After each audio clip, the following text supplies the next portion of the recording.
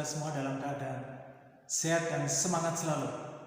Baik adik-adik, untuk kesempatan hari ini Bapak akan menjelaskan ke kalian tentang teknik menggunakan mikroskop. Ya, ini mikroskopnya sudah kita keluarkan dari wadah, sudah Bapak keluarkan dari wadah. Nah, ada dua hal yang ingin Bapak sampaikan dalam kesempatan hari ini. Bapak akan menjelaskan yang pertama tentang bagian-bagian mikroskop, kemudian bagaimana fungsinya, kemudian satu lagi bagaimana nanti teknik untuk pengamatannya, ya, menggunakan mikroskop itu sendiri. Adik-adik, Bapak akan mulai dari yang pertama, ya. Ini bagian-bagian dari mikroskop, ya. Adik-adik boleh lihat lebih dekat lagi.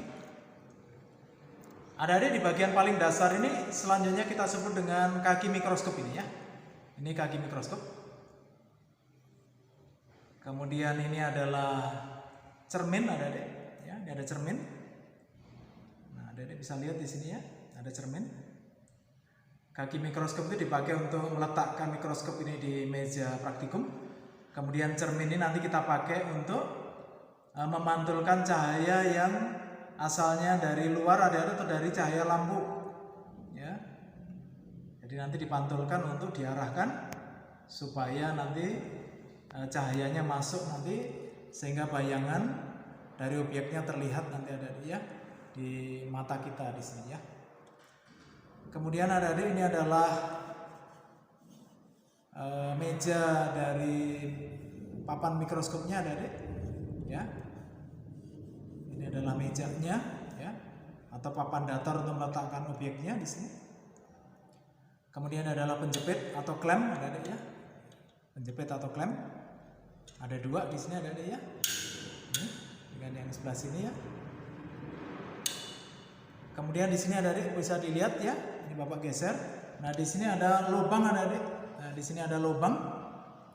Lubang ini selanjutnya kita sebut dengan lubang diafragma, ya. Lubang diafragma. Nah, lubang diafragma ini adik-adik, ya, bisa kita atur, ya. Bisa kita atur besar kecilnya dengan menggeser bagian pemutar di diafragma di sini, adik-adik, ya. Nah, seperti adik-adik boleh lihat, ini Bapak akan putar. Nah, dari yang ukurannya paling besar, adik-adik, sampai dengan yang terkecil nanti. Sampai dengan lubang yang terkecil. Ya, ini kemudian begitu seterusnya, adik-adik, ya. Ini yang paling besar, ya. Nah, tujuannya nanti adik-adik kita pengen, ya, seberapa, ya, kuat pencahayaan terhadap objek. Nanti bisa kita atur dari lubang diafragma ini, adik-adik, ya.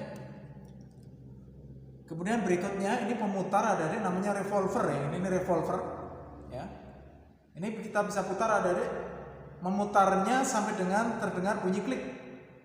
Nah, seperti ini, adik-adik. Kalau sudah terdengar bunyi klik, artinya dia sudah ada di posisi yang tepat. Nah, nanti di bawah sini, adik-adik, di bawah dari revolver ini kita letakkan di sini, ya, lensa yang nanti akan berdekatan dengan objek, namanya lensa objektif, ya.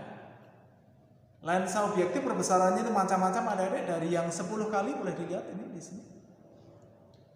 Dari yang 10 kali, adik-adik. Kemudian ada yang lebih besar lagi, ya, 40 kali dan seterusnya. Ini nanti tergantung dari model atau peruntukan mikroskopnya untuk melihat atau memperbesar bayangan sampai ukuran berapa, gitu, ya. Sampai ukuran berapa.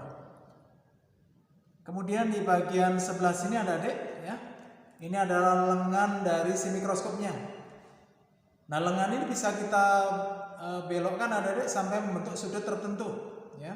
Kita bisa belokkan sampai membentuk sudut tertentu. Nah, kalau posisinya berdiri, adik-adik, ya, ini sebaiknya posisinya tegak seperti ini. Tapi kalau posisinya duduk seperti Bapak begini, ya, ini sebaiknya kita bengkokkan, ya, membentuk sudut tertentu, ya, sehingga memudahkan kita untuk melakukan pengamatan, gitu, ya. Jadi kita bisa mengamati dengan lebih nyaman, gitu, ya.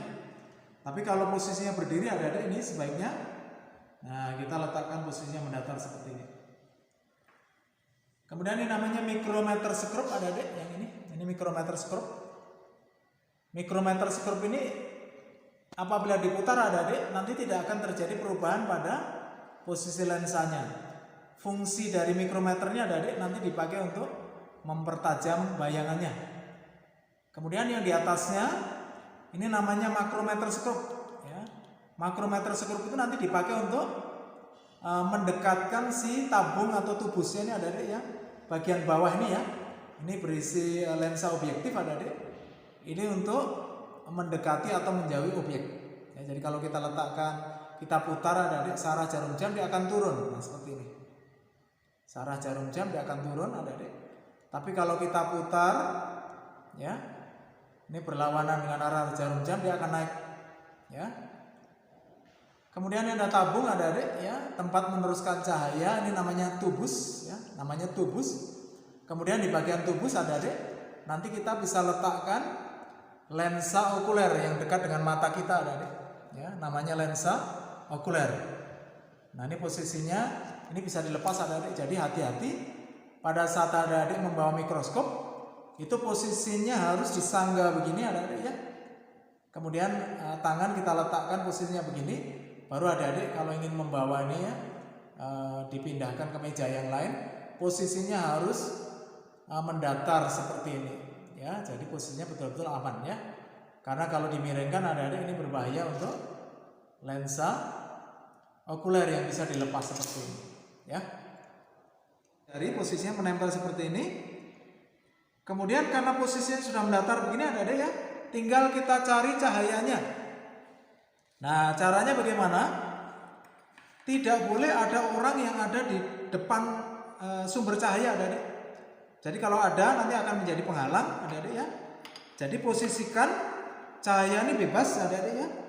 Nah, kita cari adik-adik sedemikian rupa, kita cari, kita putar ya, sampai adik-adik melihat ya, sampai adik-adik melihat sumber cahaya yang sangat jelas adik-adik, sangat terang.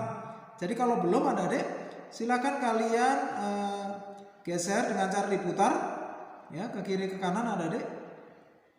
Kemudian ke atas ke bawah untuk cerminnya. Nah, seperti ini. Nah, ini di pandangan Bapak adik-adik ini sudah terlihat sangat terang. Jadi cahaya lampu neonnya adik-adik dibantu dengan cahaya dari jendela sudah masuk semua. Nah, posisi seperti ini adik-adik. Nah, tinggal kita posisikan adik-adik si objeknya ini adik-adik. Objek yang dibikin sendiri ya, dengan cara mengiris adik-adik. Tadi sudah diberi air kemudian ditutup dengan cover glass adik-adik. Atau dengan preparat buatan seperti ini.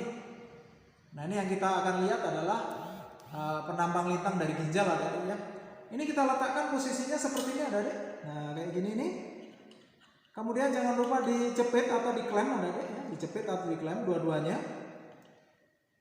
Kemudian yang paling penting di sini adik-adik, yang paling penting adalah posisikan dari si irisan itu persis di tengah-tengah dari lubang diaframanya, sehingga nanti akan terlihat dari atas begini, mata kita bisa melihat dengan jelas objeknya adik-adik. Nah, posisinya adik-adik seperti berikut ini. Boleh mendekat adik-adik. Nah, seperti ini. Nah, posisinya sudah dekat adik-adik.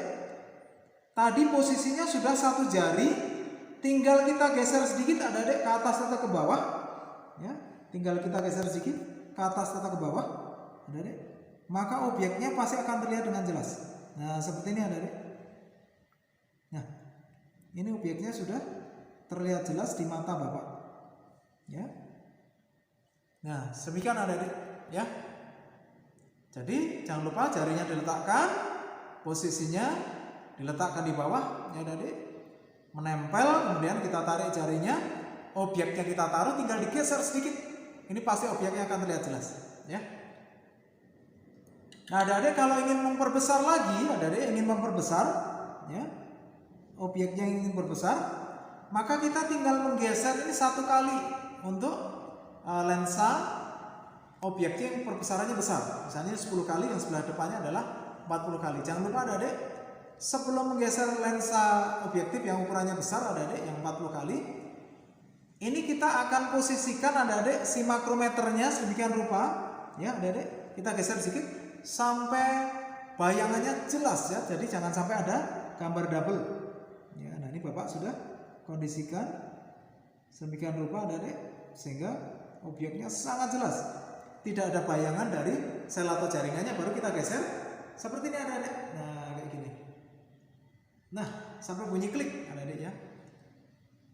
Nah, di sini sudah terlihat adik-adik ya.